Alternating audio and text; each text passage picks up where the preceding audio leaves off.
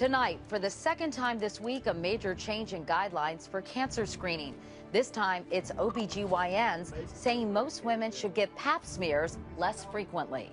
I'm Katie Couric. Also tonight, fewer states are reporting major outbreaks of the H1N1 flu. But with the holiday travel season coming up, there's growing concern the virus will spread. What's going on at this company? 26 employees have committed suicide in the past 2 years. This is the CBS Evening News with Katie Couric.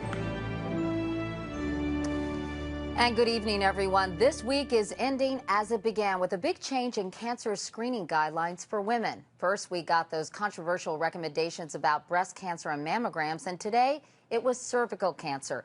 The nation's obstetricians and gynecologists are now saying women should wait until they're 21 to get their first pap test and then get one every 2 years after that until they're in their 30s. Our Dr. Jennifer Ashton is a practicing OBGYN. And Jennifer, unlike the new mammography guidelines, this is not as big a change. It's not, Katie. In fact, the groups that came out against the new guidelines for mammograms say these recommendations for pap tests actually make sense. They fit with good science. That we've learned a lot about cervical cancer screening. More recently, our science has gotten better, our knowledge about cervical cancer has gotten better. The old guidelines said most women should get pap smears beginning 3 years after becoming sexually active and every 1 to 3 years thereafter. New recommendations from the American College of Obstetricians and Gynecologists say women can wait until age 21. Women 21 to 29 should get screened every 2 years, and those 30 and over every 3 years. Most women can stop having pap tests between 65 and 70. One reason? What women need to understand is that cervix cancer is a disease that develops over years, a course of 7 to 10, sometimes even longer. The guidelines say it's safe to reduce screening because the human papillomavirus, or HPV, which usually causes cervical cancer, typically clears on its own. Looking at the development of cervical cancer from when a young woman first gets an HPV infection, generally cancer doesn't develop most of the time. However, HPV can cause abnormal pap smears, often leading to biopsies and surgery, which can be harmful. If we treat these precancerous changes in these young women, they're more likely to have a premature baby when they go on to get pregnant later. And these new recommendations apply to women whether or not they've been vaccinated against HPV, Katie. All right, Dr. Jennifer Ashton, we're going to talk more in just a moment. But first, the changes this week may seem sudden and drastic, but the truth is medical guidelines get revised all the time. And our Dr. John LaPook tells us when it comes to caring for patients, change can actually be healthy. Doctor's office. When guidelines change, phones ring. And patients demand answers. Should I come in? I'm confused. I know in my heart I really should come, but this newspaper is telling me something different. The catalyst? Medicine based on current research running headlong into conventional wisdom. I was appalled. Shocked. Absolutely shocked. While some are shocked over changes in 2 cancer screening guidelines this week, it should be no surprise. A recent review found that, on average, medical advice changes every 5.5 years because of new evidence. But especially with cancer, many are reluctant to trust guidelines over their own common sense. We've been taught to think that the earlier and the more often we get screened, the safer we will be. And now somebody's saying that may not be true. And that's just incredibly scary. What is true is that medicine is constantly changing. In 2002, doctors found hormone replacement therapy for women increases the risk of heart attack and breast cancer. Last year, men learned that vitamin E and selenium did nothing to prevent prostate cancer. And now there are even questions about the benefit of aspirin in preventing heart attacks and strokes. What people don't really understand are these are population-based guidelines.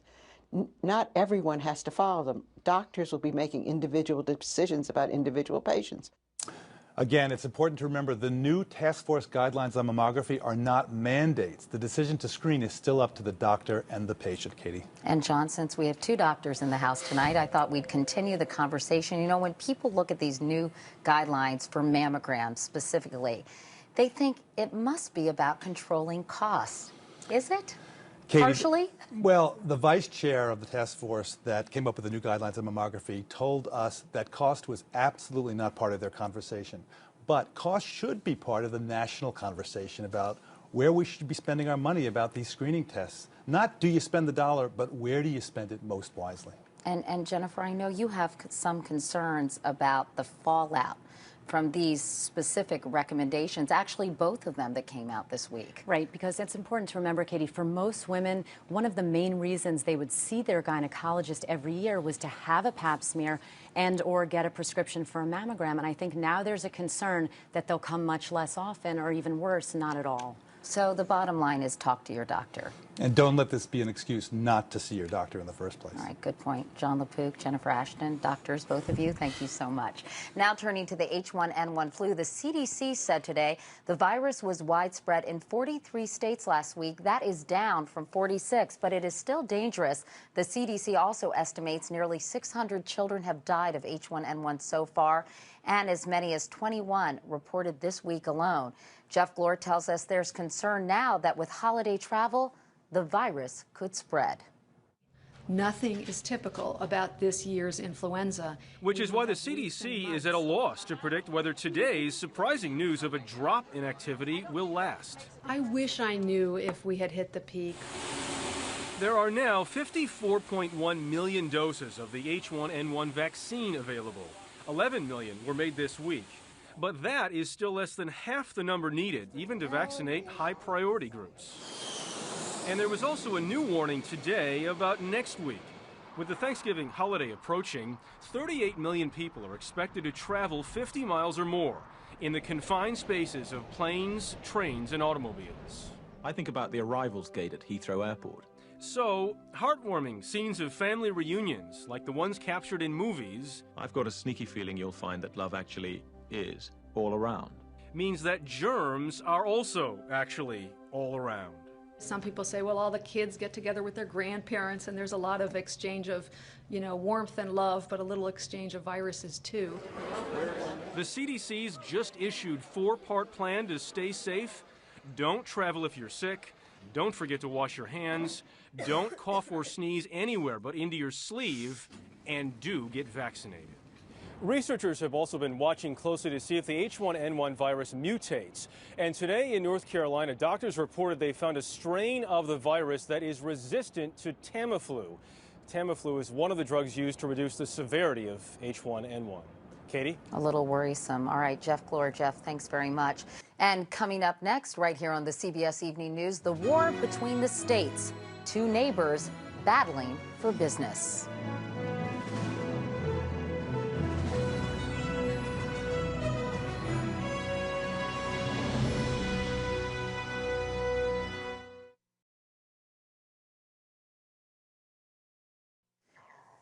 Usually California and Nevada are pretty good neighbors, but in this economy, they're at war over jobs. Ben Tracy tells us about a cross-border battle that started with a put-down and escalated from there.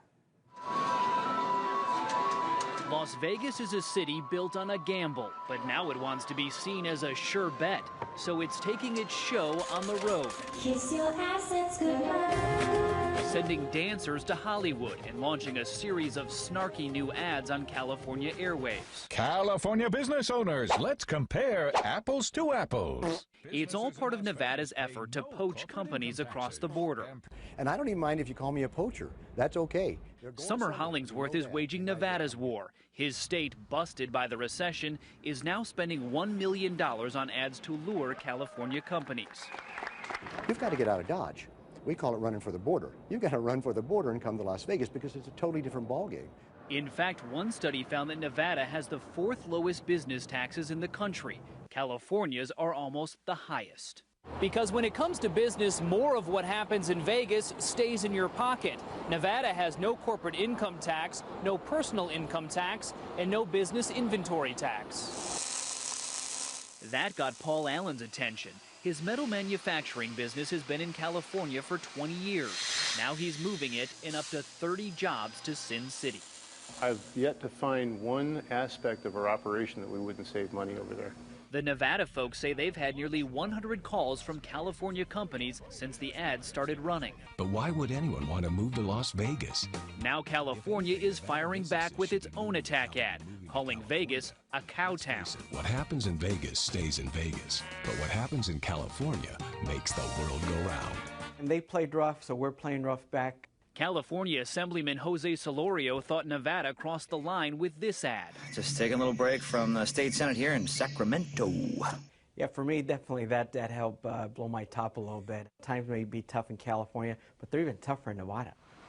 Solorio says Nevada can't top California's educated workforce and huge consumer base. And the odds are in California's favor, as most companies don't move once they settle in the state.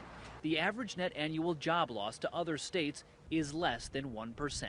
Maybe that's why we're the Golden State and they're the Silver State. Still, this border battle has given both states a reason to mind their own businesses. Ben Tracy, CBS News, Las Vegas. And coming up next, what could drive dozens of people who work for one French company to take their own lives?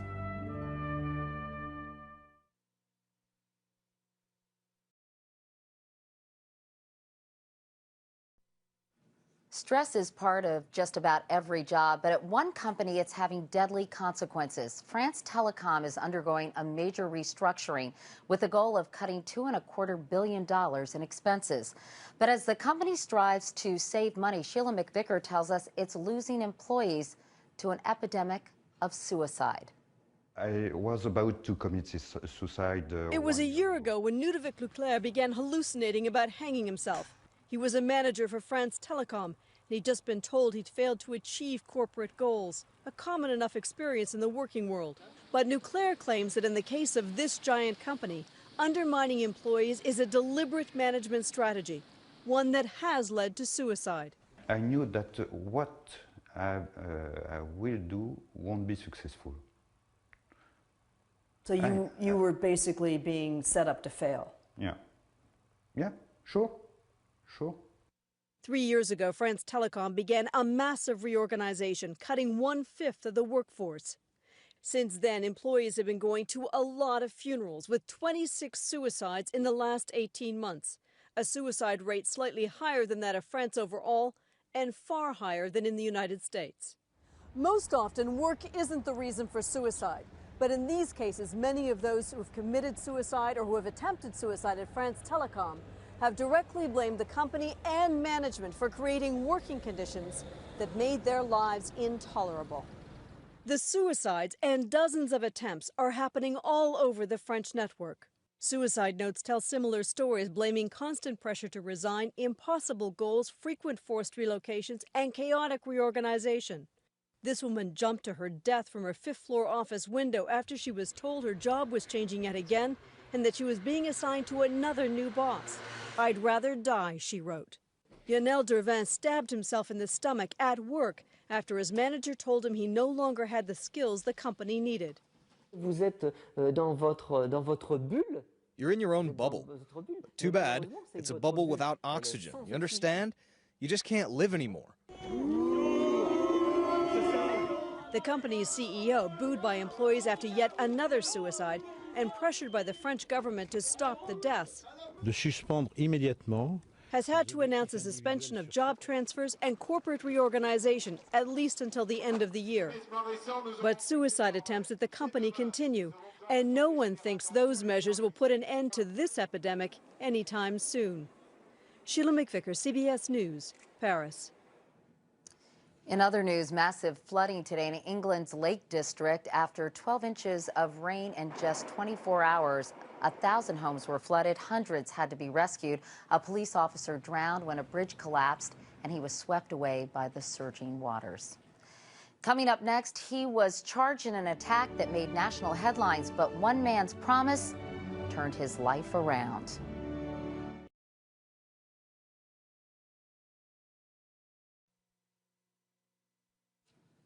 And finally tonight, everyone can appreciate getting a second chance, and what you make of it determines what kind of person you really are.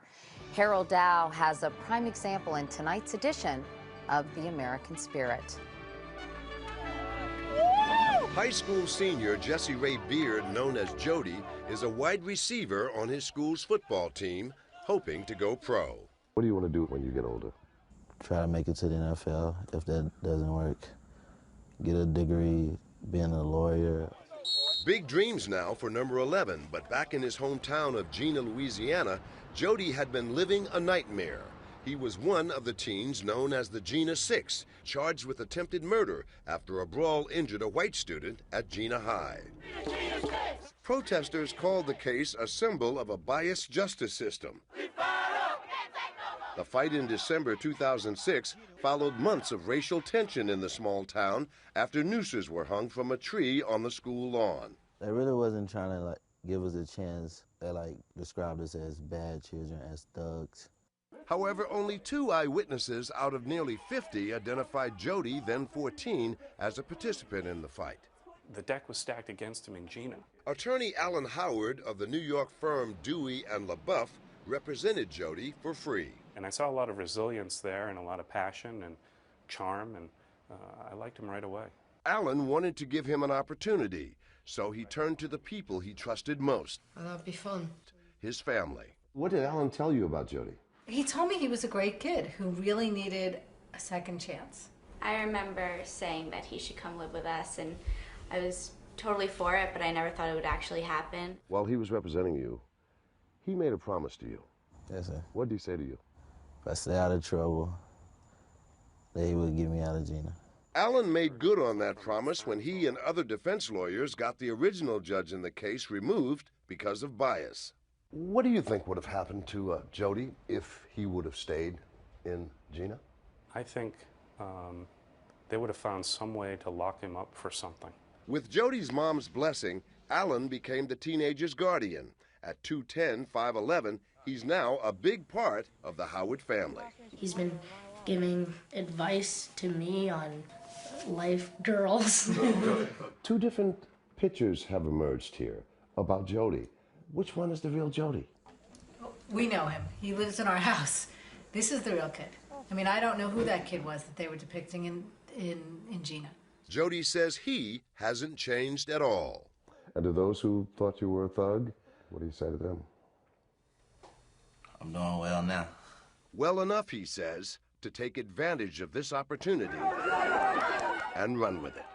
Harold Dowell, CBS News, New York. The other 5 who were charged along with Jody have also left Gina, Louisiana, and are continuing their educations as well. Bryant Purvis is attending college in Texas where he plays basketball. Robert Bailey Jr. is at Grambling State on scholarship. Theo Shaw was elected vice president of the student government at his community college in Louisiana. In January, Carwin Jones will begin classes at a junior college in Texas. And Michael Bell survived a suicide attempt and now attends Southern University in Baton Rouge. And that is the CBS Evening News for tonight. I'm Katie Couric in New York. Thank you for watching this week. I'll see you again on Monday. Until then, have a great weekend. And for the latest news online, go to cbsnews.com. Good night.